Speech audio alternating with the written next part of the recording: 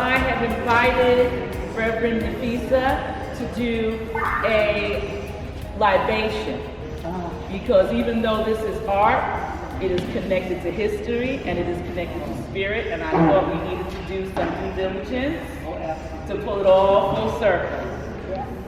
So those of you who are not fully entrenched in what a libation is besides the one on the corner of the board, which is actually related to this.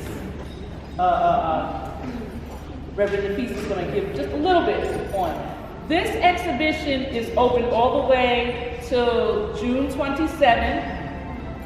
It is open to the public between 10 and 6 p.m. weekdays because it's a college time. There's usually a guard here. You just introduce yourself saying that, whoever's here. You can bring some young people in here. Again, it's Black History Month. You got Black History right here in the neighborhood. You come in here, walk some folks through here. If there is, we don't have the numbers on the wall. This is an exhibition that is growing into its full potential by the end of June, which means there's going to be some programming with it. There'll be an artist talk with it, maybe with some other artists here as well. Some fiber people, that fabric and all that kind of good stuff. Also, we did a trip. We're thinking about a trip to the Dandy exhibition at the Met. Just say, listen, all you urban people who like fashion, let's go over here and show up looking nice at this exhibition. So that's it. Well, each piece is usually around something that has to do with African American history, and I want to put a heavy comment on American. Okay, that specific one is Reception at Ebo Landing. Ebo Landing is a place in, not Darien, but it's St. Simon's Island, Georgia.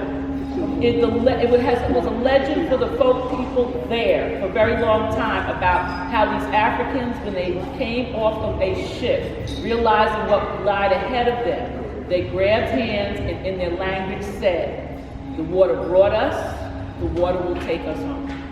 So now when I did my first Ebo Landing quilt, there wasn't that much you could find on the internet about it, and there were people saying, oh, well, this could have never have happened. I was like, well, why y'all can have Paul Bunyan and we can't have Ebo Landing? Okay? So then you started hearing about, there's real history that went with this. There was a ship called the Wanderer, originally docked in Savannah, and had some more enslaved people to take to one of the smaller places, which was in Georgia. South of Savannah? Savannah South, I don't remember. So there was a mutiny, and I think there was 75 on that ship, and there was a mutiny, and they killed the folks on the ship, and they got off of the ship, and they were mostly from Igbo or from Igbo land, Nigeria somewhere, and there was something that happened because the plantation owner who was waiting for this cargo, because that's what they were considered, kind of saw some of this that happened. But the the eerie part of it is that they didn't find everybody. But if you go to Wikipedia right now and put in Evo Landing, they will say it was the biggest mass suicide. The end. And I watched the story change as we watched a lot of things change right now, you know.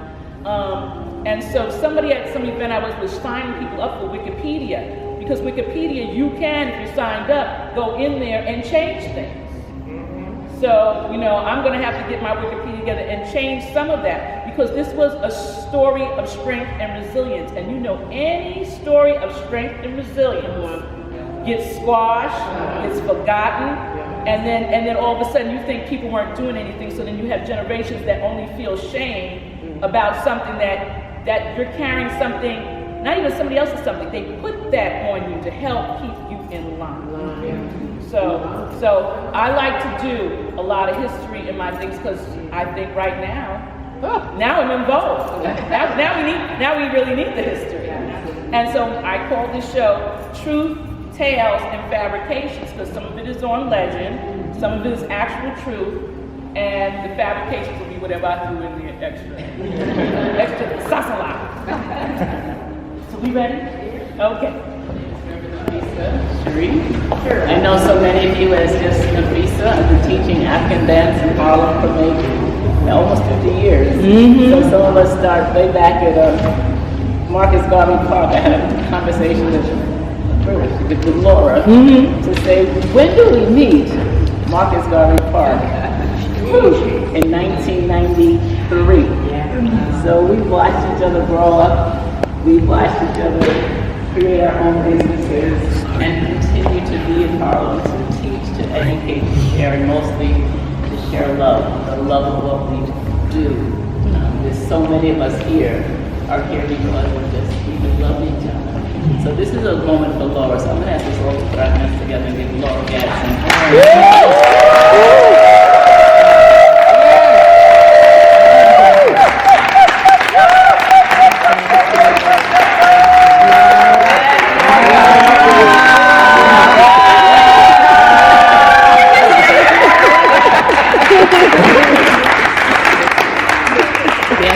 The reality is we would not be here if not for you, Laura. We are here because we love you. Thank you, thank you. Especially at a time when things are changing all around us. Systems are dismantling. Things that we thought we could hold on to and count on for so many years no longer are. For me, I look at the heavens. And if anyone's following Instagram or Facebook, you see this planetary parade. What's happening with these 7 different planets that are aligning right now? They started January 21st, and February 21st, the last planet, Mercury, will come into alignment. So in the heavens, there's this phenomenon of planets aligning in almost perfect alignment. So as above, so below. From the bottom, where all the chaos and corruption is, we're going to have to do something about it, individually and collectively. This is not an invitation to do anything except to, in your own way, with your own words, in your own language, align deeper to what you do. And my message is to always be the light. No matter where I go, we have even a little bit of light. This is the last time. But it's true, I am there. It's not a secret. But nonetheless, to always let your light shine even in the midst of dark, chaos, and the unknown. And these moments, like you're offering us now, Laura, everyone here is happy. Everyone is joyful. Everyone's like, oh my God, they're exclaiming amazing things about your work.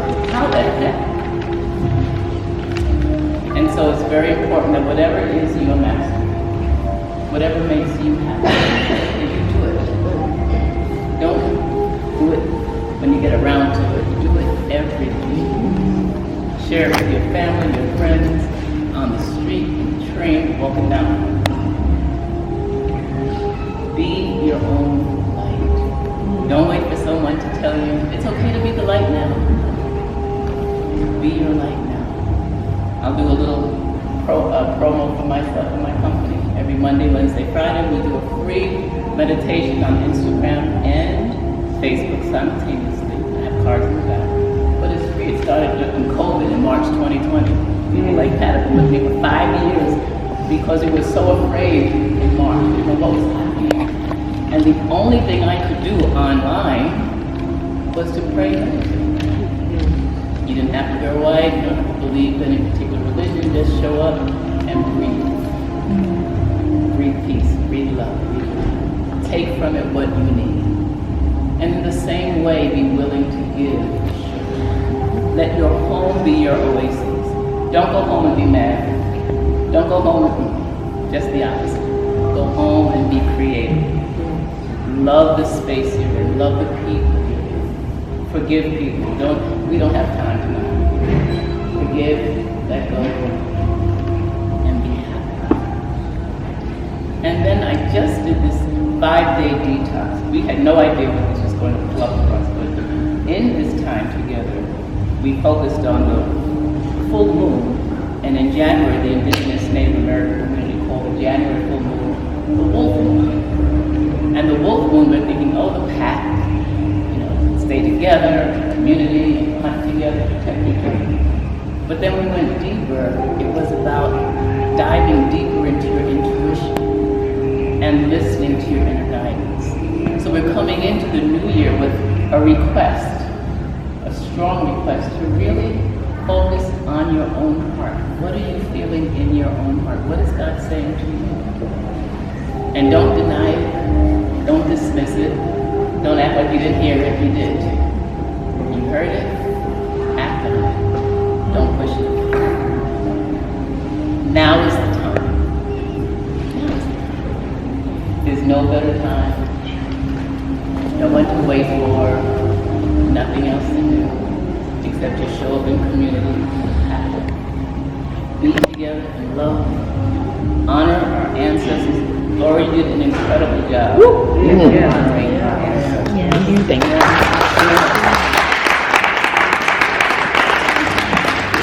And especially the middle passage, for me, all the mermaid pieces are touching me deep with the water, even all of nature, all of it is incredible.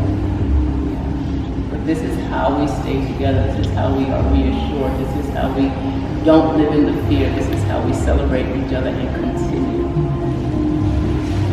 One of the things I'm going to do now, besides stop talking, is to pour a libation. And Laura asked that I explain it. Libations are poured around the world. Different people, but mostly indigenous people, pour a libation for 2 different reasons, 2 main reasons. 1, to invoke the presence of God.